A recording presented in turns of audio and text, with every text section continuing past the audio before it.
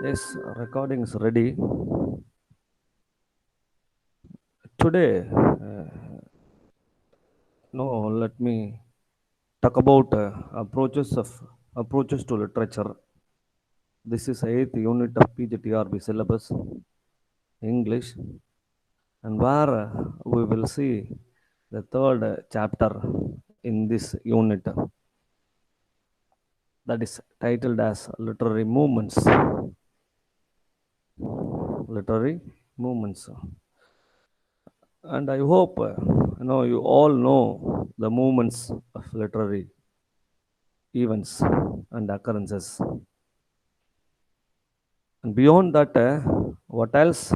Know that you have to refer uh, social history of England along with history of literature.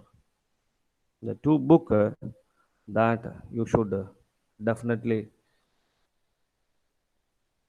referred it. Otherwise, something difficult to understand. What does it mean, literary movements? I hope that see from where we have started the class, according this unit. Can you tell me anyone regarding what is literary movements? Of course, in this lesson, I have given lengthy what we class literary movements. For example, now I will show you the screen. Look at that. That's Cavalier poets, metaphysical poets, Augustians, Romantics, Gothic, Laic poets, Free Raphaelitism, Transcendentalism, Realism, Naturalism, Symbolist movement, Findelist movement, Stream of consciousness. Then it's a period, and also we call it literary movements, absurd, literature of absurd. Otherwise, we call it as theatre of absurd. And aestheticism, angry young men, beat generation, Bloomsbury group, dadism, enlightenment, Elizabethan era, Gothic fiction, Harlem Renaissance, lost generation, magical realism, metaphysical poets, Middle English, Modern English, I modernism, naturalism, neo classicism, post colonial literature, pre Raphaelites, Romanticism, Surrealism, Transcendentalism, Victorian era. These are the very close, what we class detailed topics of this, what we class chapter in approaches to literature belonging to PGTRB in English. Is it? I hope you may follow these things. The thing is that what we class when without knowing history of English literature. Otherwise, one more is social history of England. The events takes place across English country. It is what called movements. In India also we have movements. In India also we have movements. What I am going to talk about, this is regarding only English, especially takes place in European country and American country. Few terms are related with American countries. Is it? This is what the biggest chapter, and for that I uploaded one book. That book runs roughly 998 pages. I hope you visited that book in Google Classroom, where that book from the book I took what we class the relevant ideas, relevant what we class ideas taken as notes here, that what I am displaying now, literary movements. Can you tell me that what is the first Cavalier poets? Cavalier poets. Now spelling that is what I have given. Cavalier is that Cavalier. Is it? This is what a Cavalier spelling. And see, the spelling of that movement. The first movement is began in 17th century. 17th century. Actually, they are called as royalist poets. Royalist poets. Especially, we call it what we class a few people belonging not metaphysical, because the next term what we are going to see is metaphysical poets. This is what we call as courtly love. The poets are royalist poets, the poet who belongs to the literary movement Cavalier. Actually, the writings primarily talks about courtly love, courtly love, and that is called what we class as Sons of Ben and Ben Jonson. I heard, that you are all knowing Ben Jonson regarding this 17th century. Is it? That's what I am telling regarding that first literary movement. And there are few authors. There are few authors. Richard Lovelace, Sir John Suckling, Thomas Crave, Thomas Crave, Robert Herrick, and William Davenant. These are the writers. These are the writers. I think that. No, you heard about these writers belonging to the Cavalier poets, and they are otherwise called as royalist poets. And their main focus of writing a poem is a courtly love. Courtly love is not what we class the physical love between both of them. It is beyond that what we class as we have already seen metaphysical poets. This is what we class a soul contact.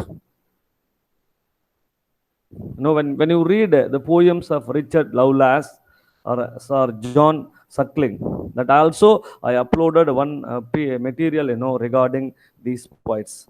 Simultaneously, I'm showing the screen, here. Look at that. What we class in the after Chaucer, after Spenser, you can find what we class these writers.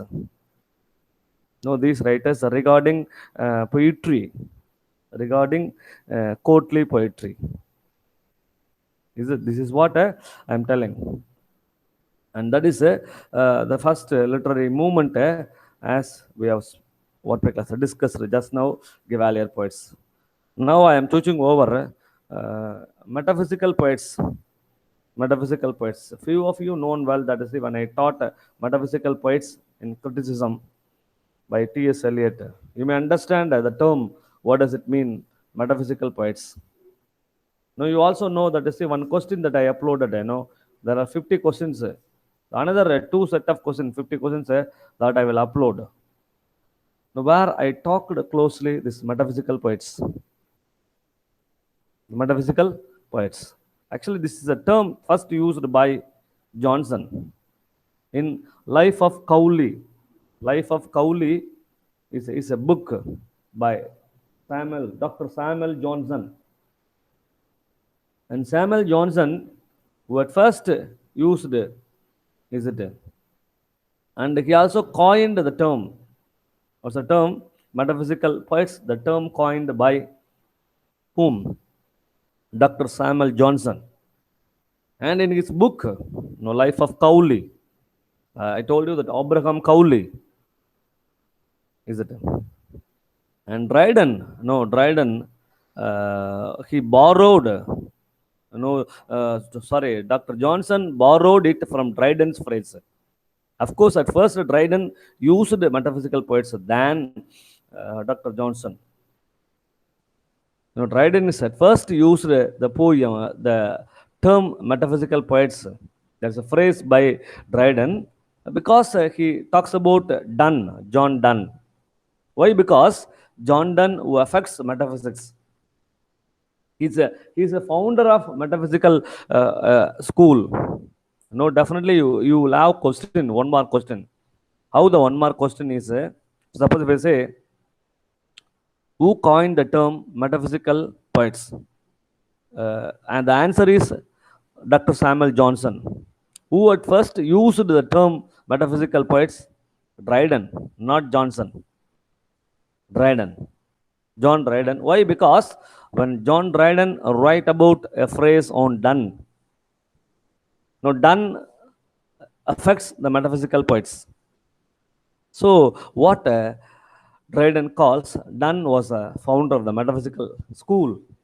I hope you understand. Any question? Any question? Have we followed what I'm telling? Have you followed what I'm telling? Yes, yes, following, sir. So, Yes, yes, nice.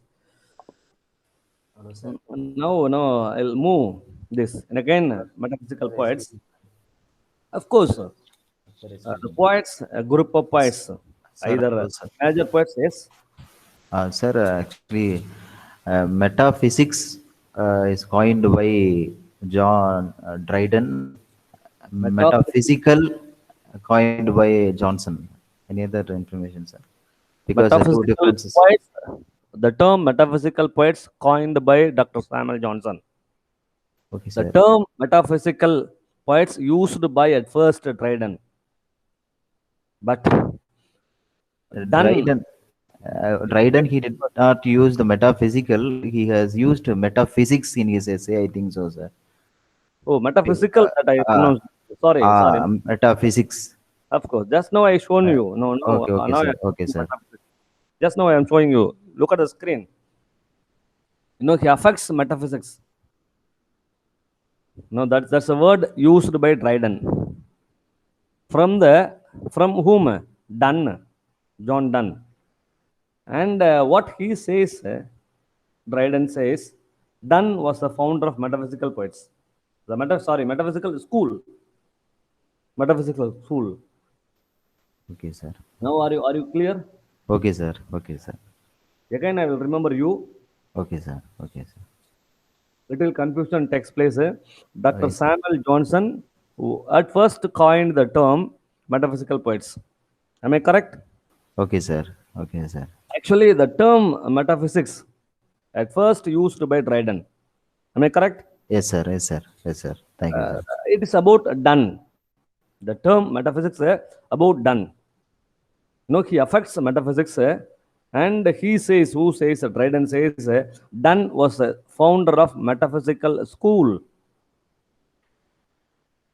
Metaphysical school. This is a confusion that takes place regarding these writers. But however, Dr. Samuel Johnson, who used the term at first in Abraham, Life of Abraham Cowley, a book by Dr. Samuel Johnson. And see the next one. You know that this movement takes place in 17th century. And that movement is what we class about religion.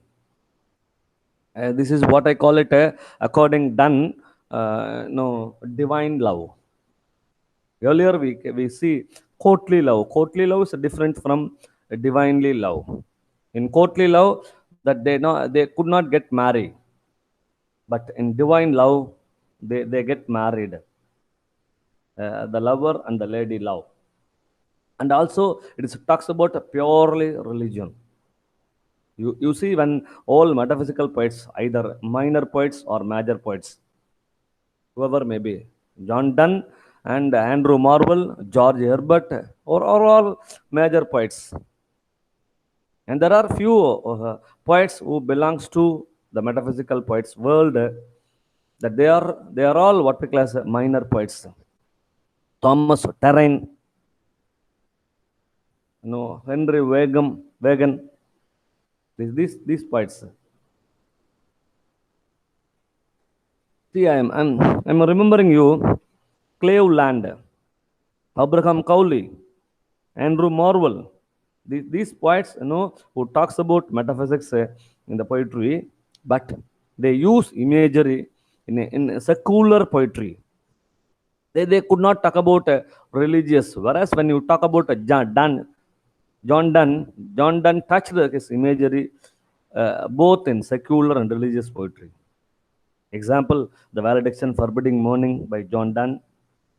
Relic, Relic, Relic, a poem by John Donne. These poems talks about closely how John Donne using imagery both in secular and religious poetry. I hope when you use it, the book that what I uploaded, you may understand very clearly regarding this metaphysical poets. No, maybe 3 or 4 pages is given on metaphysical poets. Please visit that book. The next, Augustinians. The term Augustine, in English literature, we call it the age of Augustine, the age of reason. This is belonging to 18th century literary movement. Of course, why? Why? You go back, Chaucer, Spencer, they talk about poetry, but that poetry is belonging to the ancients, the classical period. A tinge of classicism is shown by those writers, especially poetry. And these people, the people who belongs to the age of Augustine, they brought out what we class this classical ideas. Not only classical ideas, but also satire, skepticism. Skepticism, I hope you understand the term skepticism. It is not what we class, it's a doubt, exactly what we call it is a doubt. Actually, the original age, Augustine age, was a brilliant literary period. Why? Because where you can see the writer Virgil, Horace, Ovid, they are belonging to the Roman Empire. Now, this is the original age of Augustine, the brilliant literary period of age of Augustine belonging to Virgil. Now, you know that Virgil is a great epic Greek poet. Ovid also, Italian poet. Ovid, Italian poet. At Roman Empire. The Roman Empire addresses on his name, the age is called as Augustine age. But actually, in English literature, this is what I'm talking about, Roman Empire. But here, what I'm talking about, the age of reason belonging to Alexander Pope, Jonathan and Swift, Addison and Steele. These people belonging to the age of reason or the age of Augustine. And their ideals based on this movement is classical ideals and satire and skepticism. But these people, the brilliant literary period of original Augustine age is belonging to Virgil, Horace.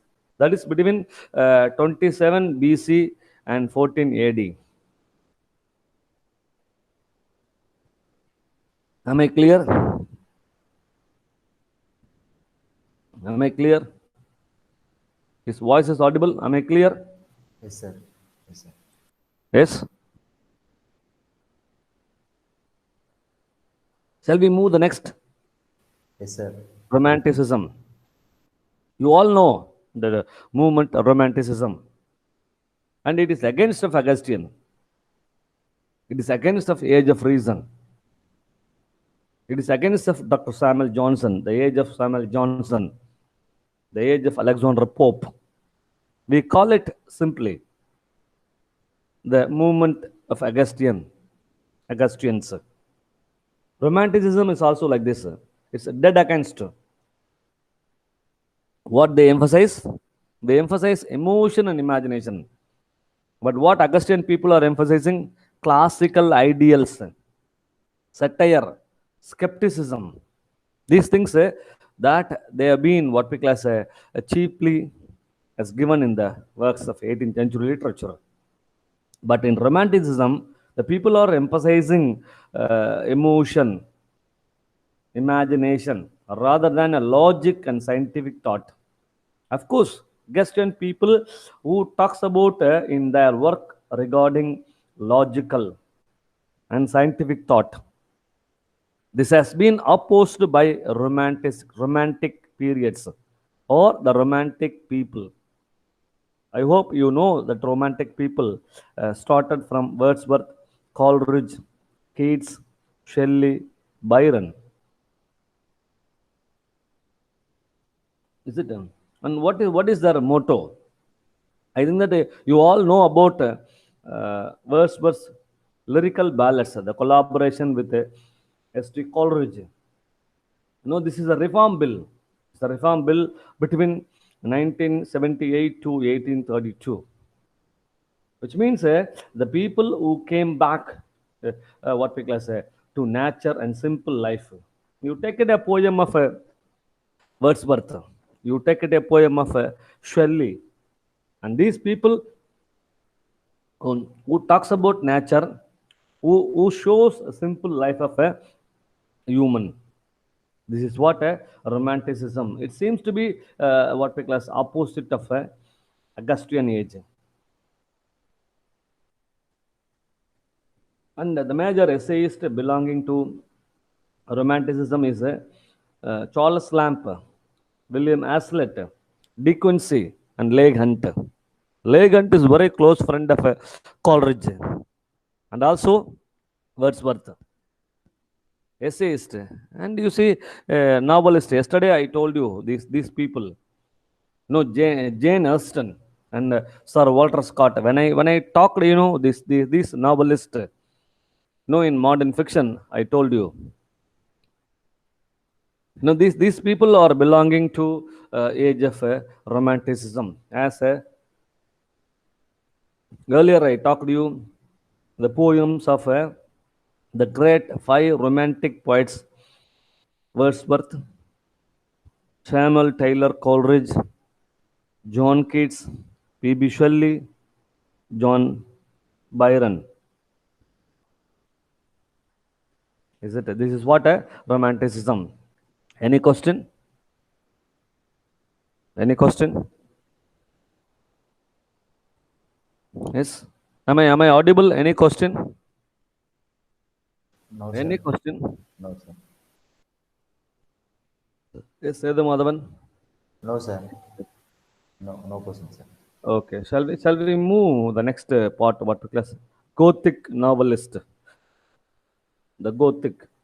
Actually, the term Gothic is originally Goth, a Germanic tribe. Is originally referred a Germanic tribe. Today, you see the novels, few novels belonging to the Gothic. You know that actually what it originally referred, it is Germanic tribe. Definitely, you may expect the question: what does it originally referred? Germanic tribe. Goth, Goths. Goths. We call it Gothic novel or Gothic romance. We call it. Yesterday also when I talked the chapter 2, modern fiction, I talked about this Gothic novel and novelist. Horace Walpole, I told you yesterday. When I talked of this, no, Horace Walpole's the novel, what is the novel? Castle of Orlando. Castle. That's a famous fiction belonging to the world of Gothic novel. This is a Gothic romance, a type of fiction that was inaugurated by Horace Walpole. In this fiction, the ideals of romantic people with an interest of supernatural and in violence. Both of them, supernatural elements and ideals of the romantic ideals, romanticism. When these combined into one, that you can see Gothic. Definitely, you may expect a question, one mark question in TRB examination. What kind of fiction Gothic novel belongs to? The combination of ideals of romanticism and supernaturals in violence. And here I have given you, a few writers, the authors: Anne Radcliffe, William Beckford, Bram Stoker. These writers, what we class examples is given in that book. I have given what we class one book that I uploaded in Google Classroom. So please visit that book and then find out the exact meaning of Gothic novelist or Gothic novel or Gothic romance. It seems to be partially romance that has been inaugurated by Horace Walpole. And now next what we class we go lake poets. You all know well. No, this is a famous term. This is a famous movements during Romanticism, the famous movements. A group of poets from English Lake District, a group of poets. Wordsworth, Samuel Taylor Coleridge, Robert Sate. These poets are called as lake poets. Why? Because they lived in the Lake District. They lived in the Lake District, and they write about nature and the sublime. Nature and its sublime. You take example of the poems of Wordsworth. For example, if I say daffodils, if I say Salter Reaper, Tyndon Abbey, these poems are examples of whom? William Wordsworth. And you see the poems of whom? Samuel Taylor Coleridge, Kubla Khan. And the same, Robert Sate. Robert Sate is a close friend of Wordsworth. These three people togetherly, what we call as living in the districts of a lake. And they wrote in their poems about nature. Of course, well, romantic people talks about nature in their works. And these three people talks about it's what we call as sublime also. I hope you understand. The Lake District is the Cumberland and Westmoreland. The two places is Lake District, Cumberland and Westmoreland. When you read the poem Daffodils, you may understand this Cumbria. Now it is a place in England. Cumbria, Cumbria. This is a place today. But once during these people lived at the time, you had two places, Cumberland and Westmoreland. But now it is not called like this. It is called as Cumbria. This is the beginning of what we call as 19th century. 19th century. Is it? Any question? Any question? What I'm going to what we call as Yes, sir. just now, I explained regarding Sir, I have a question. 3 moments. Yes. Sir, what is the difference between romantic poets and lake poets? Because William Wordsworth, H.T. Coleridge, they belong to romanticism. So why we do not call them romanticism here in this word document? Nice question and very simple answer. The ideals of John Keats is differed. Of course, John Keats talks about nature, but John Keats, what we call as nature is belonging to touch the world of human heart, the sensuousness. This is what. But these people who belongs to Lake District, they enjoy the beauty of the nature, and they want to appreciate what we call as it's sublime.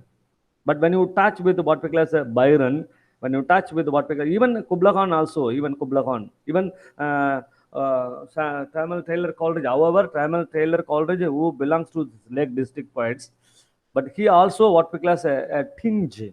In few references, Christoffel, I think that the poem titled as Christoffel. And John Keats, the most of the words, and John Keats letters. And these what we call as works, of course, talks about nature, but it has to touch the sense of human beings, the 5 senses of human beings. And likewise, we have a number of reasons. And also, John Keats and Bunyan, Byron and Shelley, they are not living in the Lake Districts. They are not living in the Lake Districts. That's the reason, another reason also. Am I correct? Okay, sir. Okay, sir. Okay. So the lake poets comes under the head romanticism. Yeah. And Right. romantic, all are romanticism, but they Okay, live sir. under the two places, Cumberland and Okay, sir. Westmoreland. Okay, sir. When you compare with whom other poets, John Keats, P.B. Shelley, and Byron, they never what we class termed as lake poets. Why? Because they never know these two places, and they never live these two places. But all the writers talks about nature, but these three people who talks exclusively, nature and its sublime. When compared with Keats, P.B. Shelley. I'll come later what because when I talk about these people at the time you may understand this term exactly. Very Okay, nice sir. Okay, sir. question. Very nice question. This is a lake poets. When I come, that another term that here I have given romanticism and the ideals of romanticism. I have given the term another term. No, at that time I will explain in touch with these things. Is it? Right now we go with a free Raphaelitism. No, I expect the questions from everyone. Either you post a question, say, in a chat box. This is what I know. The class will be worthy. The class will be interactive.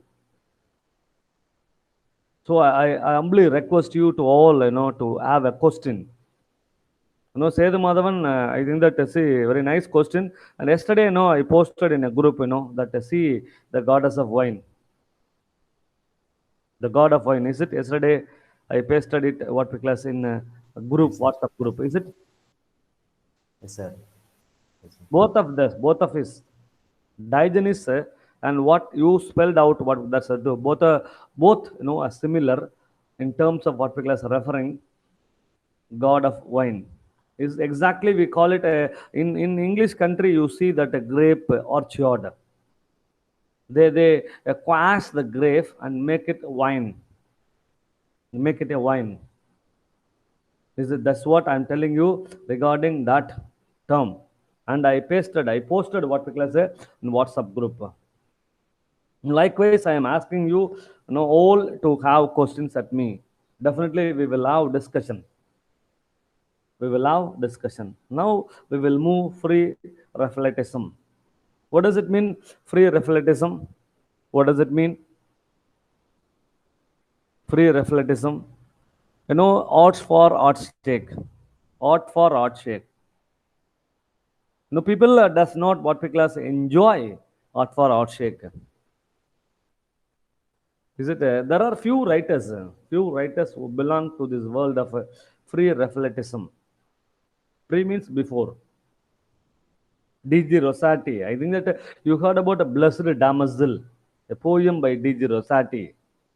A Christiana Rosati, William Holman Hunt, John Millas.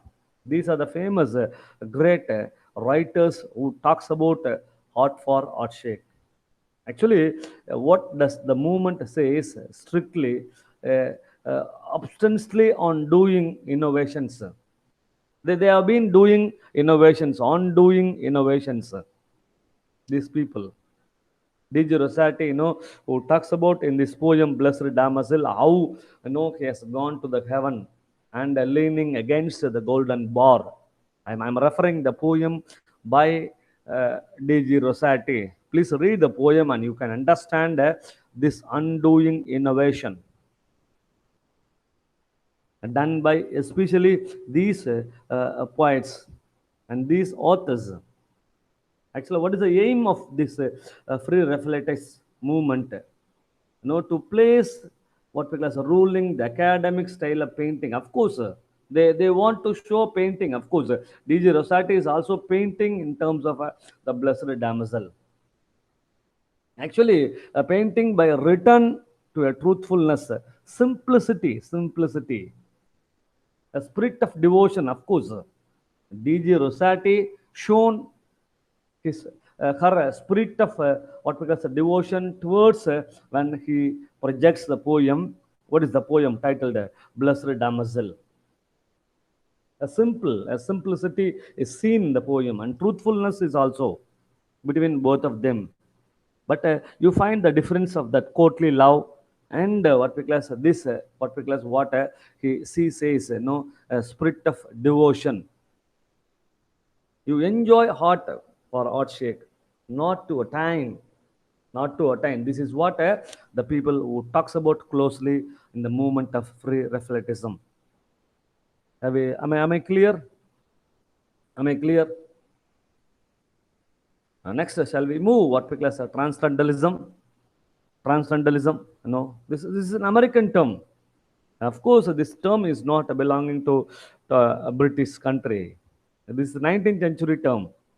19th century movement, a philosophical movement. Early 19th century. What it promotes? Transcendentalism promotes intuitive I remember you, one writer belonging to American world of literature, Emerson, Ralph Waldo Emerson. I hope you understand Ralph Waldo Emerson. And Ralph Waldo Emerson talks about this philosophy, transcendentalism. The people who talks about what we call as a nature, what we call as a, and don't think that there's a slight comparison between transcendentalism and romanticism. The intuitive, spiritual thinking instead of a scientific thinking. This is what a transcendentalism. And I'll come to talk about what we class in American literature, in your units, where you have the text American Scholar by Ralph Waldo Emerson, where I will tell you exactly and detailedly about this transcendentalism, the meaning of intuitive, the spiritual thinking. I think that you all know that Ralph Waldo Emerson published a book titled as Nature. That is published in 1836, I think that. And from where these people, who brought into the 19th century philosophical movement.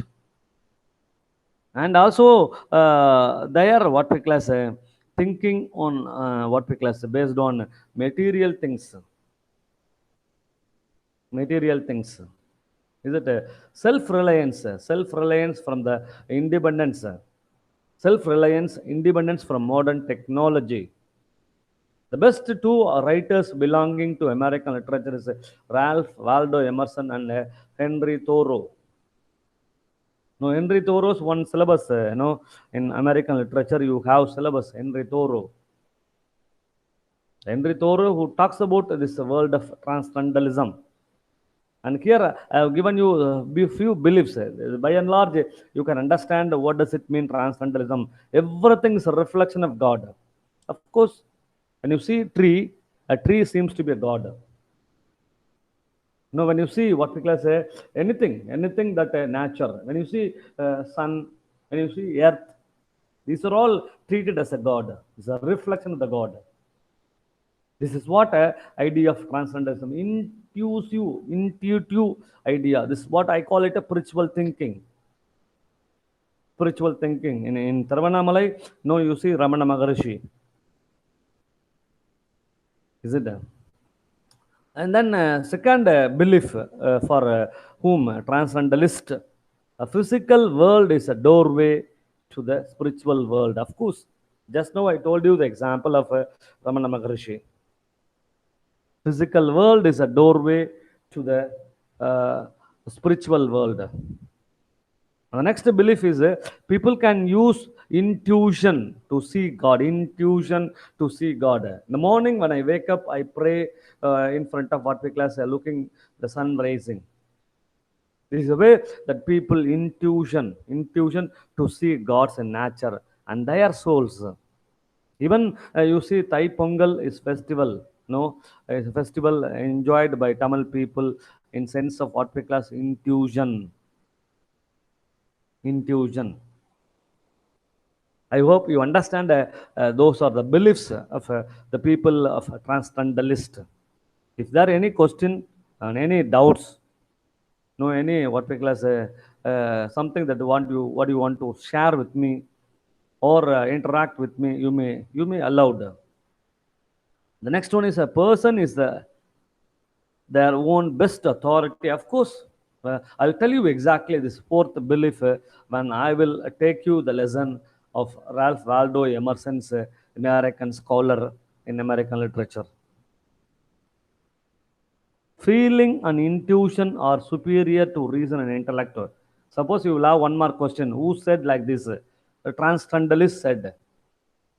What they said, feeling and intuition are superior to the reason and intellect. Of course, they won't what we talk about the scientific thinking. So that this term is given. This is otherwise called as dark romanticism. I'll come later what we say the term dark romanticism. I have given you what we to talk about dark romanticism also. These are the common beliefs of a transcendentalist. This is a variation. This is a slight variation towards the people who deal with nature in romantic period. Am I clear?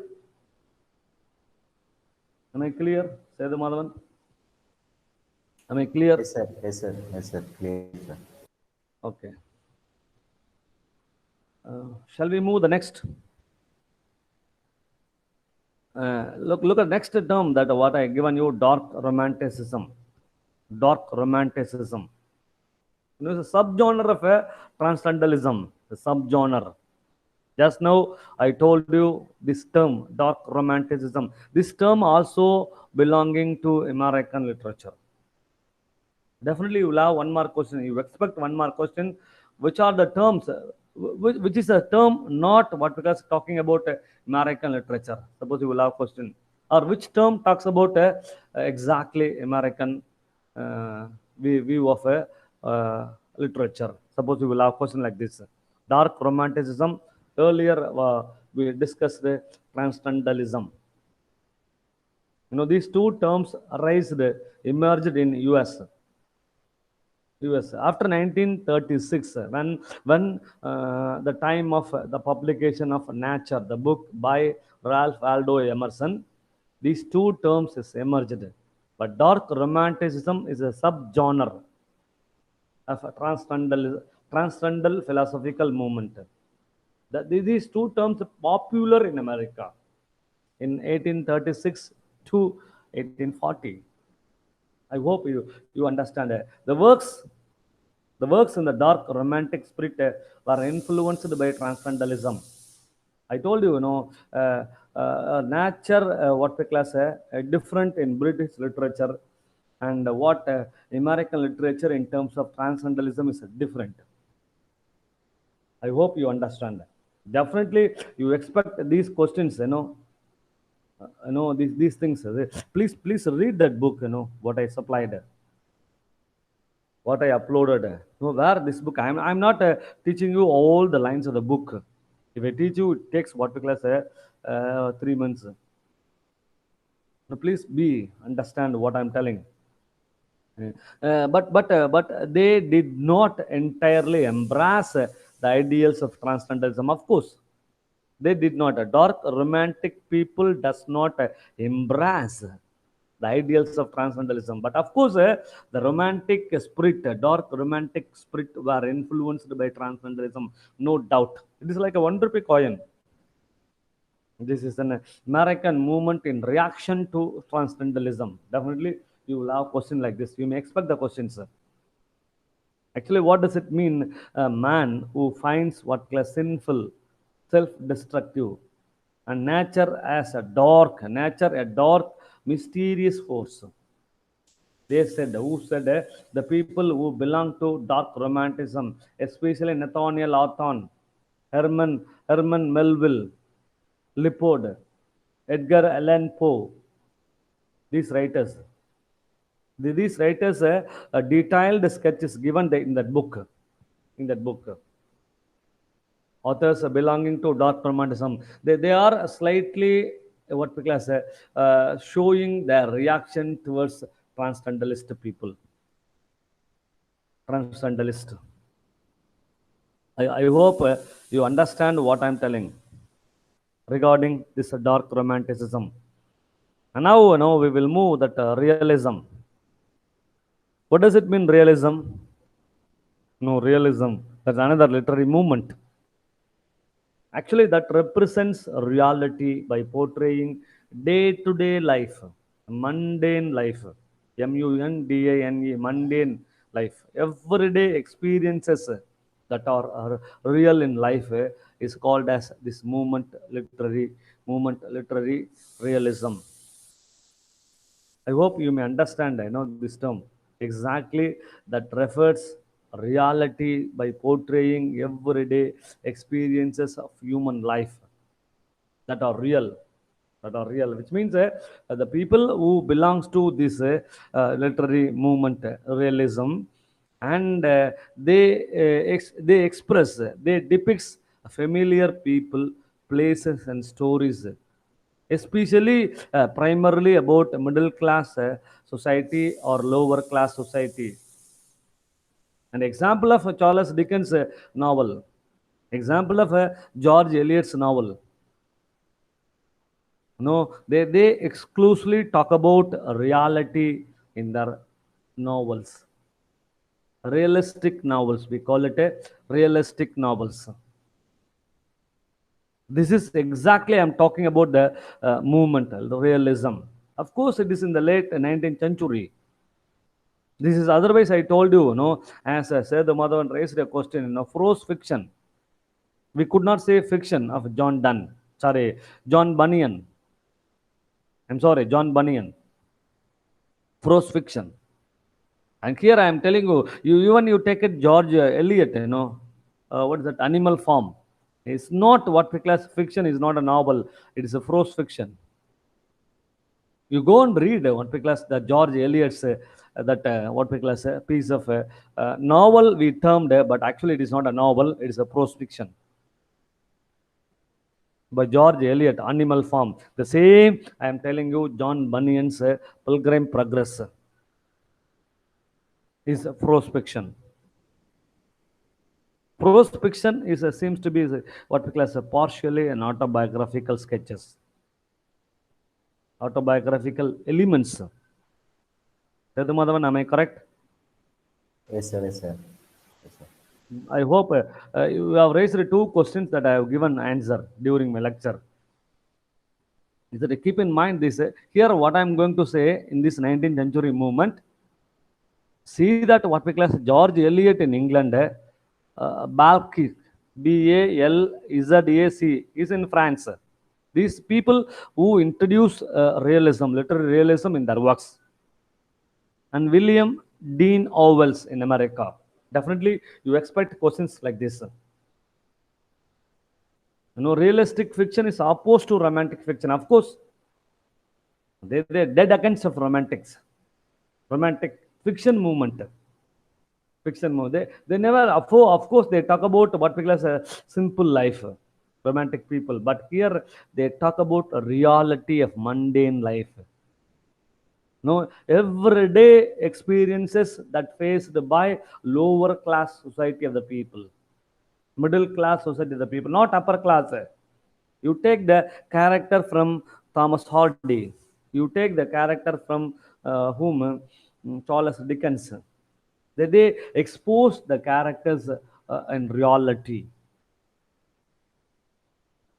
And this movement is based on simplification of the style and image, and an interest in poverty, of course, everyday concerns. See in Nicholas Nickleby, see in Oliver Twist by Charles Dickens. Oliver Twist, how he is begging for what we call as a bowl of a growl.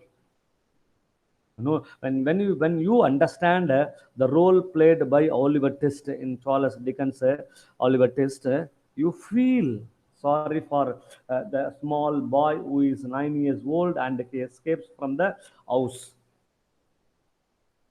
This is what everyday concern.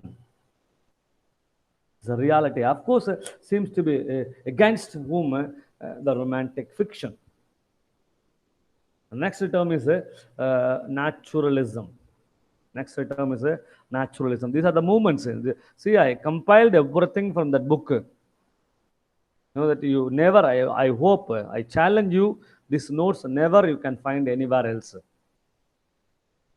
Even I know that I'll visit what we call Salem and Madurai, the people who are taking classes, even Kanjipuram and then Viluppuram, those people never have this kind of text. I challenge you. I'm not telling proudly. I'm telling what we class, what has been the book that what I uploaded, that I picked up. These terms, naturalism. It's a literary movement. It's a literary movement taking place between 1865 to 1900. This is a movement, naturalism. They talk about a detailed realism to suggest social condition, heredity, ecology, inescapable force in shaping a character. More or less what we call as a similar term to realism. But they talk about the social condition. You know that during COVID-19, the social condition of the world people, economy of a world people during the social condition of COVID-19. Heredity, this is because of the family heredity and ecology, environment. This talks about naturalism. This talks about naturalism. No, I hope you may understand. The naturalistic writers were influenced by the evolution of a theory, Charles Darwin. Definitely, you will have one more question. The naturalistic writers who are completely influenced with whom? Charles Darwin. You know that Charles Darwin is a scientist. He has written the book, The Evolution of the Theory, Evolution of Human Theory, The Evolution of Theory of Charles Darwin. You know, this is what we class a movement which has been in 19th century based on what we class a social condition, heredity, and environment. Control people with a special philosophical thesis. Philosophical thesis. Here I given you the writers, authors. Emily Zola. Emily Zola is a father of this movement. To make it in the line that Emily Zola, it was a leading figure in the 19th century literary movement of naturalism, and this is what very important line. That what I'm now bolding. Remains one of the France best known. He belongs to France. Emily Zola is belonging to France. France, the best known writer of belonging this movement of naturalism, that is in the 19th century. And other writers, Stephen Crane, Frank Norris, James Farrell, and these writers belonging to naturalism. Belonging to naturalism. Any question? Any question? Am I what we class clear regarding the notes or a detailed lecture regarding Unit 8 approaches to literature, especially the topic, the third topic, literary movements. I have given you closely. I have given you detailedly about this chapter. Any question? You may expect more or less what we class literary criticism, and this is more or less what we class similar. It's like a 1 rupee coin. Definitely, you may confuse the question whether it is taken from this unit and that unit. You may have a little confusion. No, so far I have never expected answer of the question that what I uploaded, and few people have attended from the earlier classes.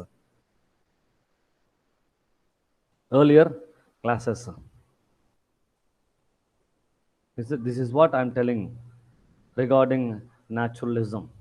And Sir, shall I? I have uploaded answers. Yeah, you have uploaded. Sedu Madhavan has uploaded. Yes, sir. Yes, sir. I have uploaded. When? Yes, sir, for all When you questions. have uploaded? The day before yesterday, sir. Okay, I'll check it. I will check it. Yes, sir. I'll check it. After I'll you are check it with you. posting, actually, after a few hours, I uploaded, sir. Sure, Okay, sure. I will check it. I will check it. Now we will see that another movement, a symbolist movement. Symbolist movement. This is a movement belonging to various English romantic poets. Symbolist, symbolism. The term began, this movement began in France at first. The work Floris du Mal, 1857 by Baudrillard. From where, this movement has begun. And the English romantic poets who employed private symbols in their poetry. Here I have listed out the writers also. The writers, so-called writers. Techniques used by symbolists. They have exploited private symbols in poetry of rich suggestiveness rather than explicit statement. This is what a simplest movement. And of course, it touches with what we call both American literature and British literature, especially romantic poets. Here, we see that what we class as the writers belonging between the period of early 1890 to 1896 in England and in America. Between these period that I am telling you, where these writers who are the important Arthur Simpson, Ernest Dowson, W.B. Yeats, of course. I remember one poem from W.B. Yeats. You all remember Second Coming. Second Coming. The whole poem talks about symbolism. W.B. Yeats is a symbolist writer. Even you take it, Eliot, T.S. Eliot, Journey of the Magi, Wasteland. No, the last line of the Wasteland, Datta Dayata Damitum. It is from Indian philosophy. Even though he is a British poet, he talks about Indian sense in the last line of the poem Wasteland, Datta Dayata Damitum. Why I am telling you, actually this term began in France, but this has been exclusively suggested by these two writers, writers belonging to England and writers belonging to America. Arthur Simpson belongs to American writer Ernest Dowson. Just now I spoke you the two writers, W.B. Yeats, William Butler Yeats, T.S. Eliot, and Dylan Thomas, wonderful poet, Dylan Thomas. Ezra Pound also, Ezra Pound. Ezra Pound is a friend of whom? A close friend of T.S. Eliot, Ezra Pound. Ezra Pound partially is an American writer and partially is an Indian writer. Sorry, European writer, British writer. Art Crane, E. Cummings, American writer E. Cummings. The Cambridge Ladies, a poem by E. Cummings.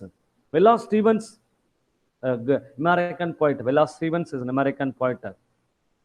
And he belongs to this movement, symbolist movement.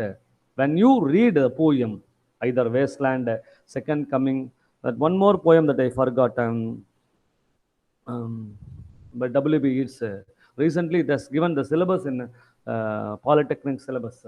Byzantium, Sailing to Byzantium. The best example of symbolism by W.B. Yeats. A Journey of the Magi, a poem by T.S. Eliot. Dylan Thomas, I forgot a few poems. Dylan Thomas is also expertise in using symbolism in his poetry. I hope you may, what we class, exactly understand these things. Is it correct? Is it correct? Am I correct? Regarding this movement, symbolist movement. Please read the poems so far I suggested regarding this literary movement, symbolist movement. Yes, am I clear? Anbadahan. Of course, this is a technical issue, a technical paper regarding this unit, approaches to literature. Is it? And there are a lot of movements is available, but we will see what we class later on as a part 2 in tomorrow morning. Part 2. The symbolist movement began with, we have so many movements. Any question? Any question? Am I making boring of this paper or the topic literary movements? Johnson? Alex Kumar? No, sir. Okay. Have you understood Tamil Vanan? Prasanna Rasi? Sir. Yes, sir. Understood, sir. This is belonging to eighth unit. Eighth unit. Yeah, I expect the questions, from you regarding so far, we have seen, regarding these literary movements from the beginning and symbolist movement.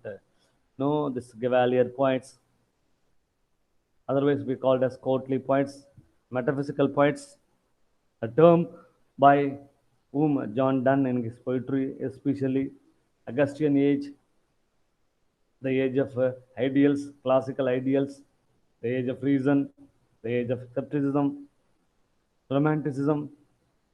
It is belonging to Wordsworth, and where the romantic revival takes place in the publication of lyrical ballads in 1798 to 1832. That's a reform bill.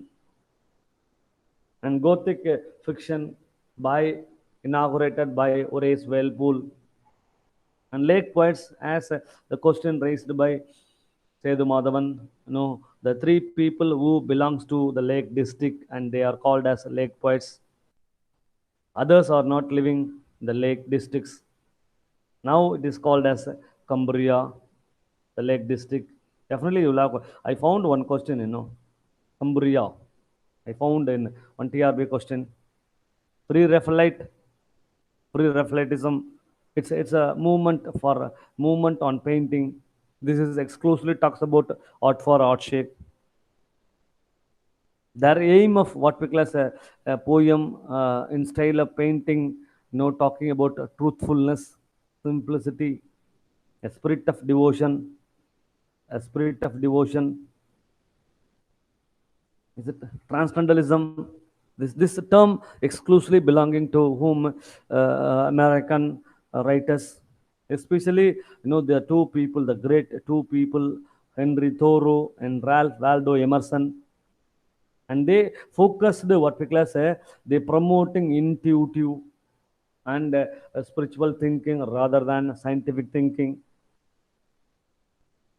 And dark romanticism, this also what we class belonging to American writers, and this is a dead against, of course, they do not embrace the ideals of transcendentalist. And the writers belonging to American literature, Edgar Allan Poe, Nathaniel Hawthorne, Herman Melville. And realism, it talks about reality, the mundane life of common people or lower classes of society, the middle class. Realism is naturalism. Naturalism is also like this. Emile Zola, a French writer who is a father of naturalism, and it is based on the influence of Charles Darwin's what we class the theory of evolution. And I'm summarizing now symbolist movement, and that takes place in two different countries. One is England, other is America. And there are few writers who talks about what we class closely regarding this symbol in his poetry. Private symbols in his poetry. Take the example of W.B. Yeats sailing to Byzantium, T.S. Eliot's Journey of the Magi. And these are the examples. And the remaining terms that we will see tomorrow as a part 2. As a part 2 of this paper. It's a very lengthy chapter that I have given you roughly 11 pages. Notes, detailed notes that is taken from the original book what I uploaded. Any question? Any question? Any question? Sir, one question, sir. Yeah, yes, yes, Anbaran. The lake poets are only three poets, sir. Wordsworth, History Coleridge, Robert Southey. Yeah, of course, no doubt. The three poets lived in the lake districts, so they are called as lake poets. Somehow, few books are suggesting Lake Hunt also, but Lake Hunt is not belonging to lake districts, but he belongs to romanticism. But he is not living along with these writers who talks about nature and its sublime. But these three poets who are living, example that what I told you, Daffodils by Wordsworth, Solitary Reaper by Wordsworth. These poems exclusively talking about a lake and its view and its sublime. And these poets are familiar to talk about these things. And other writers also, but they never live in lake districts. Am I correct? Okay, sir. Okay, sir. Thanks, sir. Okay, thank you, thank you. Any others? Others? Arpudaraj? Santosh Kumar is not coming, Sivakumar, Sasi Kumar has not. I think that Sasi Kumar is not coming. Yes. Tell me. Any question? Shall we stop here? Shall Yes, we sir. stop? Yes. Yes. You leave the class. You leave the class one by one that I have to watch the class. Separate the recording. Because I'm on recording. And when you leave one by one, and automatically I will keep the recording what I have. Do you understand what I'm telling? Thank you, sir. Yes, sir. Yes, sir. Thank you so much, sir. Thank you. Thank you. Thank you, sir. Thank you, sir. Thank you. Thank you.